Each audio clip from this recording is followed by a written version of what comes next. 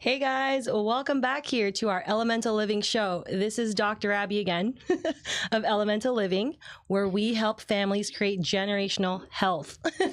Today, I have two very amazing guests that I'm very excited about this conversation because this is one of my more favorite topics. I know I say that every other week, that this topic is my favorite topic, but you probably already know that a lot of the guests on my show, if not all of them, are actually my friends and colleagues personally.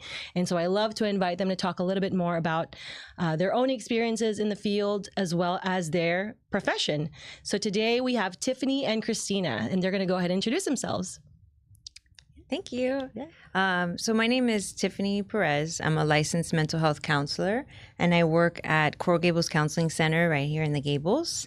So I specialize in working with all types of, clients, anywhere from age as young as 8 to, well into our adults. And I specialize with working with trauma.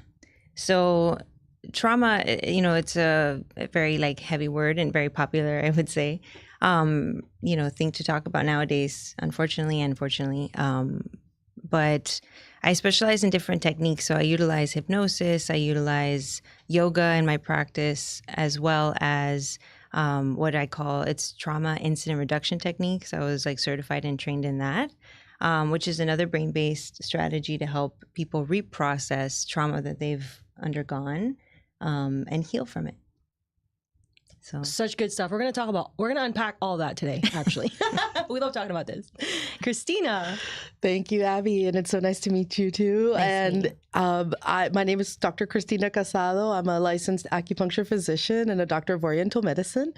It's really funny because I completely arrived at this field completely by accident. I, was going down the Western medicine route and really felt like there was a lot of limitations and it really didn't match my personality. And one of the things that later in life, after being a botanist and doing all sorts of other sciences, I went back to medicine, but in a way that I feel like was such perfect timing to what's going on today, which is that people are really looking for ways to empower themselves with health. And so at Treehouse Acupuncture, which is my clinic in Coconut Grove, that's our main focus is we want to empower our patients to really take control of their health and to be informed about their personal bodies and to really be confident that no one can tell you about your body better than yourself. Mm-hmm. That we're here to inform and to support and maybe to help unpack different things, but it's about connecting with yourself. So that's what I love about Chinese medicine. It's so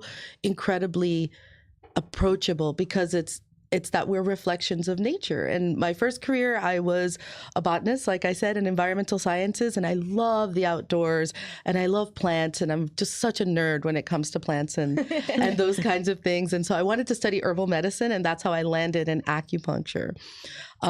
In particular, I found a teacher early on in my studies who's named Kiko Matsumoto, and she's my sensei. We call her Kiko Sensei, a Japanese-style practitioner, and she's called the Jewel of Japan because she has really brought Japanese-style acupuncture to the masses and figured out a way to really explain something that's very esoteric in ways that are even related to Western medicine in a clinical context. I love this. I love the marriage nowadays. I think it's really important for people to kind of have a combination of the two, of that very Western, right? Because people think we're alternative health practitioners, but we don't believe in medicine. That's not really the case. It's more of a marriage of the two, right? Because actually, I think we had this conversation at one of our meetings or something that in Eastern medicine, it's actually explained. Western medicine explains Eastern medicine. It's kind of funny. It's just a different language that they're using. And so I really love that. So I want to unpack the trauma because we're going to talk a little bit about the physiology of it, which I think many people need to understand because it's really showing how the body's functioning and also dysfunctioning, right? Because we have to learn how the body's functioning first before we're seeing the dysfunction. And so with Tiffany, I want to ask a little bit more about this trauma-informed. It's a very common word right now. And people are really looking at it. I don't know if you guys go on Instagram, but you see it all the time. It's trauma-informed something. And so tell us a little bit about trauma-informed. Yeah, absolutely. Yeah, it's a great question. I think we should start with defining what trauma is, which I think is like something that people get like, what is trauma? Like, or it has to be like this really extreme event that naturally comes into mind, like a sudden death. War. Yeah. Right. War, post-traumatic stress disorder comes to mind. A lot of like, veterans, things like that. But really trauma is anything that happens to someone that overwhelms their normal like coping abilities. So anything that's overwhelming in that moment that normally you would be able to like process overcome, and it stays with you. It changes you at a cellular level almost. So you guys were talking about that just when arriving here about the physiology of that entire thing. So I want you guys to definitely take that away. Yeah. Yeah. So trauma informed, to answer your question, is a plethora of strategies out there that you can do even on your own, where you like increase exercise, healthier like diets, drinking plenty of water, utilizing support of your friends and family to help you process and go through what happened.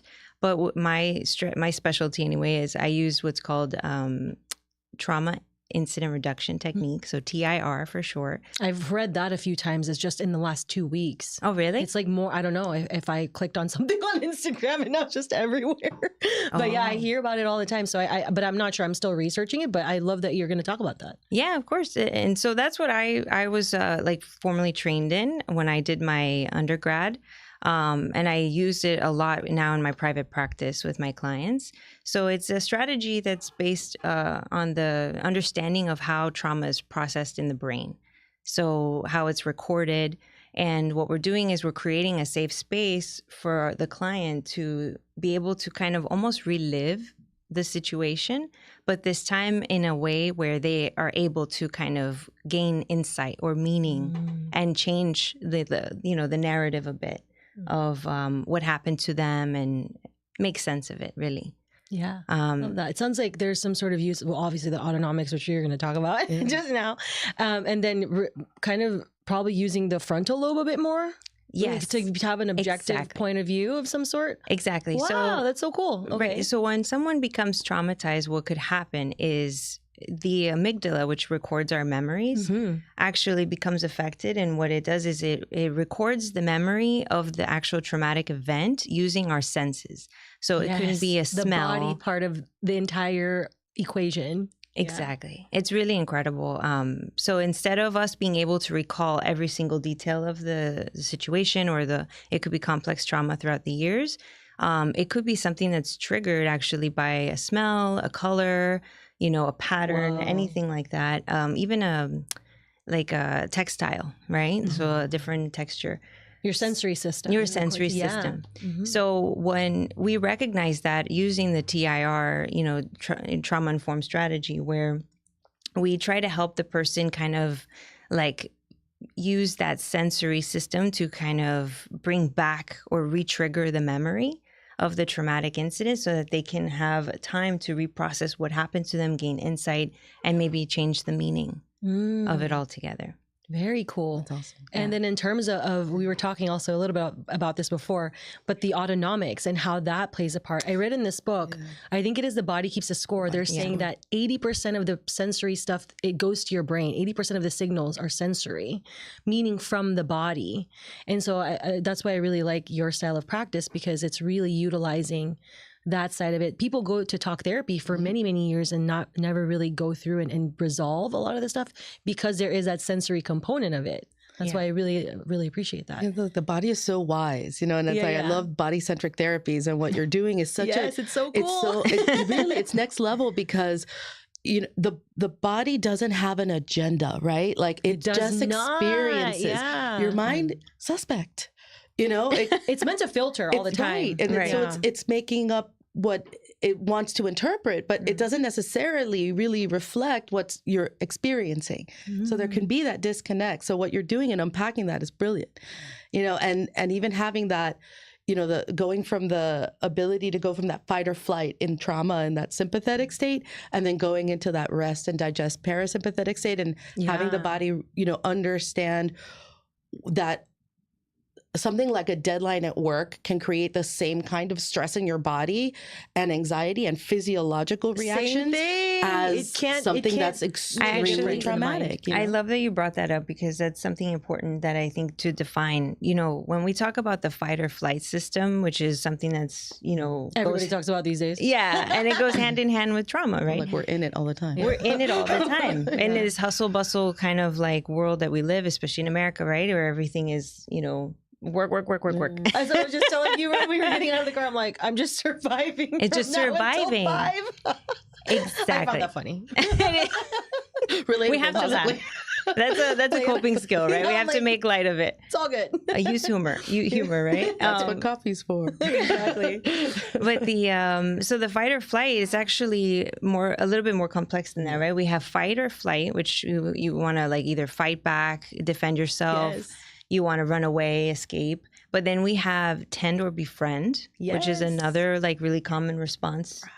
Like as humans. As human beings. Tend or befriend. Or even freeze, right? So we like become frozen, like completely paralyzed by the situation or the event. But so I wanted to talk more about the fight or flight system for a reason. And now it's... It's really interesting in practice when I find... which I thought was interesting really recently, the fight or flight system, a lot of people have a very kind of imbalanced psoas muscle, which you do yoga, you're teaching yoga, and in relationship with the adrenal glands. And so I just discovered really recently that entire thing is because somebody's preparing to run away. Right. And that's why their entire kind of like pelvic floor and stuff gets tight for them to basically initiate the running. And so I think that's so crazy. We just did a workshop this weekend on neurological acupuncture, which is like one of the paths that like we're studying at our clinic, we're specializing in. And there's a point right here on the hip flexor that releases that. And you'd be surprised, like when you needle it, people might have an emotional reaction. Oh my gosh, because it just opens all that up. And it's it happens to cry. I hear that all the time. Yeah, it happens all the time in yoga classes too, where you'll do like some deep hip, type of opening, postures or asanas, and then you'll see people have emotional responses to that. Right. So, because apparently we carry a lot of that in our hip area. Yeah, which so is super interesting. Yeah. And then we were talking a little bit about this as well in terms of acupuncture the other day. I think we were talking about it. Yeah. There's different types, right? And of course, you're probably thinking, I go into fight or flight when I think about needles. So I want you to talk a little bit about that, because you specialize in a specific kind, right? Yeah. So it's interesting about, talking about the autonomic nervous system, the sympathetic nervous system. In Japan, the difference between the Japanese way of being, if you know people who are Japanese or have been to Japan, it's a very different environment. Even their Zen Buddhism is very different, right? Yes. It's very muted and simple and minimalist and not a lot stimulating the nervous system, right? It's very calming.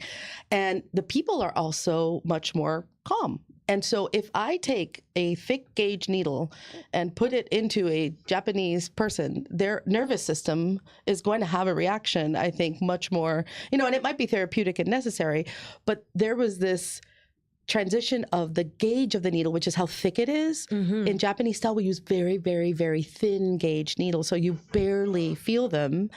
And there is one needle that's made in Japan called sarin, and it actually is coated in a way, and it looks like a samurai sword. Instead of like a point that's like this, it kind of has a little bit of a lip, like a samurai sword. So it goes in and it pushes the cells apart. Wow. Oh, wow. So you barely feel it. That's crazy. And it allows the body to go into that parasympathetic state and into what I call adult nap time, which is pretty much, that's what your acupuncture session, especially for conditions that are not like sports medicine and musculoskeletal, where you're working with an athlete and you need to kind of move things. Yeah. If you're looking at a physiological shift in the autonomic nervous system, that's what it's like. Yeah. It's very relaxing. And what's also interesting is that the way that we needle is using the channels of the body or the meridians. So all of a sudden you start feeling like this flow of water. It feels like people say, I feel like I'm floating, or like I'm floating on water. And it's the blood flow starting to move, but very gently. Yeah.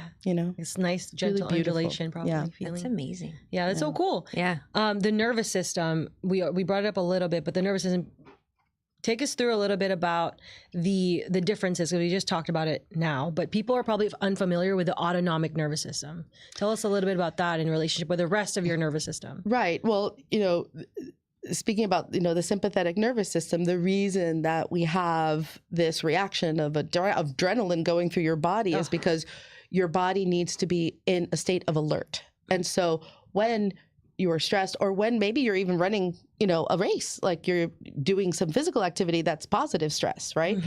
Your stress. Yeah, exactly. And it's like your digestive system shuts down, and the vagus nerve, which is one of the cranial nerves in your brain that innervate or, send information to your digestive system and the blood flow to your abdomen, that shuts down. You don't need to necessarily, digest your morning bagel. Now all the blood flow goes to the muscles, away from there, because you need to get oxygen to your muscles so that you can move and be quick. And then your heart rate increases, but also your cortisol, which is, one of the hormones that will actually suppress the immune system, will also be released in order to protect your heart from going too fast and having a heart attack. So you have these physiological functions. Body's so smart. It's amazing. It's amazing. It knows exactly what it's doing. And in a limited sense, it's fine, because then when your body starts to relax and you go parasympathetic, which is rest and digest, your digestive system comes back. It starts to digest. Maybe, you will, your heart rate will go down, your blood pressure goes down, the blood flow is relaxed, and you start to digest those stress hormones. Yes. And so if that flip from parasympathetic to sympathetic isn't working because you're in a constant state of being maybe triggered by trauma. Yes. Right. Yeah, Or in a sensory way, or even like in a noisy room, right? Like something that is sensory in nature, then that causes problems. There's actually studies that show an increase in cardiovascular disease risk factors in people who live close to construction or to highways. I believe Because there's constant noise. stimulation. Constant stimulation. And nowadays, well, that's too, a form of torture too, right? Yeah. Right. I mean, not to take it that dark, but that is one of the ways that they use like really dark metal music and lock you in a room. And it could really mess, do some damage. I was reading also, of course, and I believe this is part of what I practice in at least my practice, is adaptability, right? That word adaptability and resiliency of the system, I think, are what makes people be able to cope like through the trauma, increasing somebody's resiliency and increasing their adaptive reserves, which is now can be measurable. Right. They actually have tools nowadays to do that. The Aura Ring, the Whoop, right? Those sorts of things. It's heart rate variability. Right. It measures these things for us to see how much is this stress actually affecting our bodies. How much, because that's also part of the recovery system. And also what people sleep, which is when you're supposed to go parasympathetic. And, know, how much do you see that in your clinic? So much. That's one of the first things. Sleep is one of the things that are affected for the first, and then something else I wanted to touch on with the fight or flight, it's important to recognize too that, it's not just an actual threat or danger that can like trigger that system to take, alert and turn all those systems on, the cortisol levels rising, all those things. It can actually just be the potential threat. Yeah. Right. The vigilant state. Right. So like, for example, the example I like to give my clients anyway is imagine if you were in a room blindfolded and they're playing a tape recording of a bear snarling and growling that you believe is in the room. Your nervous system is going to kick into place of like, oh no, we're in danger. We need to, react and respond to this in the same way that it would if an actual bear was in the room. So whether if it's an actual perceived threat or perceived, it's going to be the same system kicks in. That's right. So that's something important too to recognize. Totally. Yeah. What do you guys mostly see in your practice? Like what you see more women, what sort of things? I personally feel that there's in healthcare in general, I think women actually are a larger majority, from the perspective that, women tend to be a little bit more proactive about health. So I do have probably 60%, 65% female to male ratio. And lately I've been seeing a lot of younger patients that are in their 20s and 30s getting ahead of issues, but also with a lot of stress that has, I think also in Miami, that's a whole thing. There's a whole like influx of even people from the tech industry and other kinds of high stress, careers. So I'm seeing a lot more of that. And also being in Coconut Grove, there's a lot of people moving to that area. Right. So it's fascinating to me how that's affecting. So just the stress level and the issue of stress affecting your nervous system, affecting all things, digestive, fertility, hormonal. Sleep is probably, at least if not the first or it'll be the second chief complaint on my intakes. And in our clinic, we're actually starting to specialize in neurology and neurological issues. Even post-COVID, we've been seeing an increase in neurological conditions, and there's a 15% increase in stroke in patients under 50. And it's really, really wild. But I also don't know if we can separate the stress from that because, the pandemic actually did cause a lot of other stressors. And it's hard to kind of tease apart those variables. On that, right? I see a lot more studies on that now. There's one I read about kids. And like if you were a COVID baby or whatnot, if you were conceived or born through that time, that you're like everything. So now you're probably like 1 or 2 or 3 years old now. There's a lot of developmental stuff that's starting to shift in kids, especially now in that time. And we think it's from the stress of being pregnant through that time period. Wow. It's all stress related. And a lot of it too is this. I think what I think about it is the perception of stress. I don't think we can fully eliminate stress because everything is a stressor, like you said earlier. There's good stress and there's bad stress. It's really the person's system, I think, that differentiates that. Can you talk a little bit about that? Yeah, actually, if you mind, I'll touch on this. Another example I like to give my clients is, there's so many things that in life that play a contributor to how we respond to stress. Or how we become traumatized, right? So it could be life experiences. It could be your upbringing. It could be, your personal personality traits, characteristics, things like that get passed down. So the example that I like to give a nice visual is imagine if 2 individuals, were walking down an alleyway in a big city, right? And they were held at gunpoint. Now, the difference between these 2 individuals is one of them has ex-military background, has been around guns, has been in combat, huge difference. Totally has been faced with, at gunpoint before. And the other person has absolutely no experiences whatsoever. These both individuals are going through the exact same incident, but one is going to be significantly more affected by this situation than the person who maybe has the combat background. Right. So all of these things play a factor. It's, your health, how you take care of yourself, how you live your life, how much stress you have, the things that you've been experienced before, and your coping skills. So that's something that I work a lot with my patients is to help them increase the things that they do to feel calm, to feel relaxed, to feel happy overall.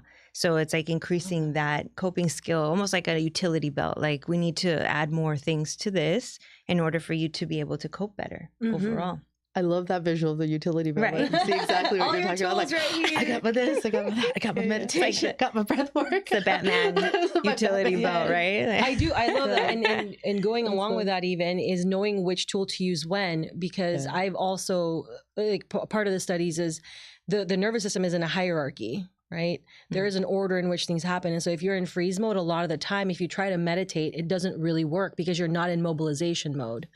So those are also things that I love to differentiate for people because when you do in practice, when I feel people's spines, and a lot of the time, of course, I'm a chiropractor and people think, oh, we're just going to crack everybody's spine. But there's actually a lot of sensory things, at least for me, that I feel with people. You can tell if somebody is in a freeze state because their entire system feels flaccid. Their energetics feel flaccid. Their musculoskeletal system feels non-energized. They just feel completely flat, as opposed to somebody in that like hyper-aware state, hyper-arousal state.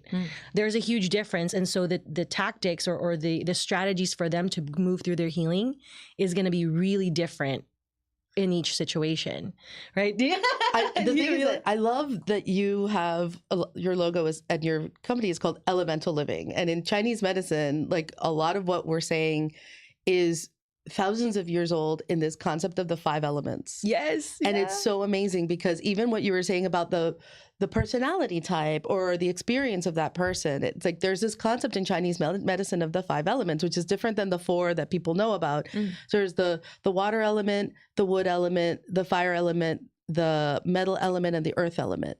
And one of the things that we're trained to do is to identify, like, what's your general element? And so you can observe the patient and be like, you're very wood type. I'm wood. You're very wood type. We talked about this. Like, yeah, makes sense. Really? And so what does that mean? Well, if you think of what is wood, right? Think of the potential of a seed that begins underground to have that will to push up through uncertainty, through the soil, and look for the sun and activate and just drive forward. So wood type people do not like to go backwards. They move quickly and forward. Oh, I love that. And out of balance, it could be a very kind of poof person. Like I call it, I'm going to say it in Spanish, like a metralladora, like ta ta ta ta ta, you know, like really talking fast. But in balance, it's a person that has a lot of presence and a lot of leadership, right?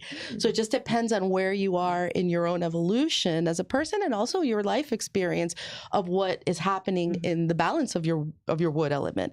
And the cool thing is we have all 5 elements, you know, but you have, there's a theory in Chinese medicine that's you have something called like a causative factor or like a primary element or like a primary and secondary. And then pathology follows. So wood element people tend to have issues with their liver and gallbladder because the wood element governs that. So you could have issues with circulation, issues with in women's medicine, you know, because it governs the blood, issues with anger. Because that's where an emotion is. It's so you're also a yoga teacher, so you understand like Ayurveda. That's where actually mine's derived from is Ayurveda. The elements are different, but they're very similar. So that's the fire element. My element's mostly Pitta. You probably read about this a little bit. Definitely, yeah.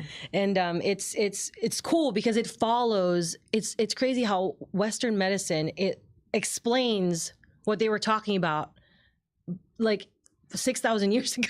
In like such a beautiful way, you know, like esoteric they're explaining poetry. these, exactly. Right. And you're like, wow, that makes sense. Fire lives there. And that, you know, fire also governs digestion. So a lot of these people have digestion issues, but it's over digestion. It's like more fiery type of digestion instead of somebody who might be an earth element where their digestion's heavier and slower. So it's just like these ways of explaining the world and in these through things nature, through nature. Yeah. And so I love that. Love this conversation. Can keep going forever. I know, very interesting. So I wanted to make sure we get you guys information on our lovely video here. How can people find you? Because of course, after this is a really interesting topic. People are gonna, want more of this. How can people find you? Yeah. So I work at a private practice in Coral Gables called Coral Gables Counseling Center. Our website is coralgablescounselingcenter.com.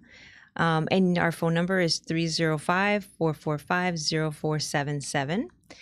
You can call the office, and then we have a wonderful, broad array of therapists, at least 30 of us, I believe, working. Your place is huge. It is. And it's a lovely, place. It's very homey. Every office is unique and differently, decorated. So it feels like you're sitting with someone that you feel safe with, and it's like a comfortable space as opposed to like a medical office or anything like that.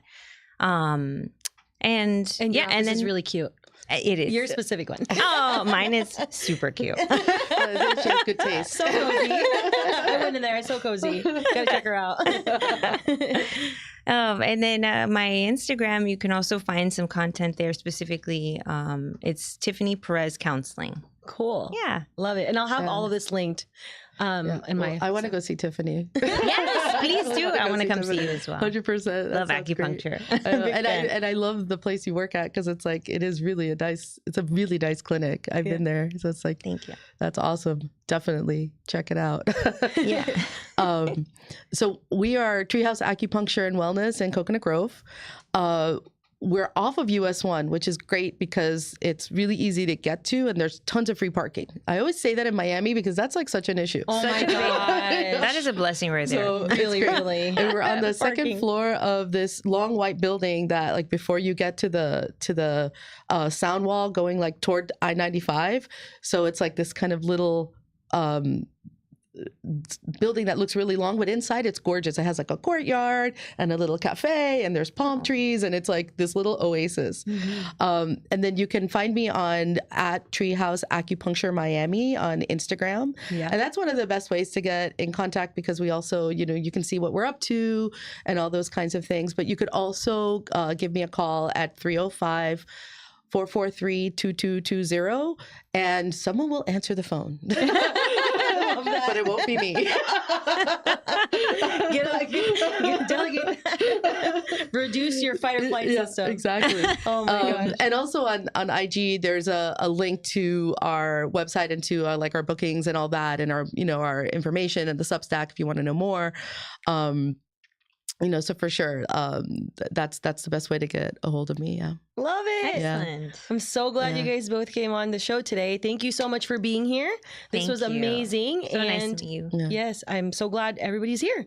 So thank you guys again for joining. We're going to have this linked to our website and have you guys find these lovely ladies. Thank you so much. Awesome. Bye. Can we keep talking? I just want to hang out. I know. Thank you, Abby.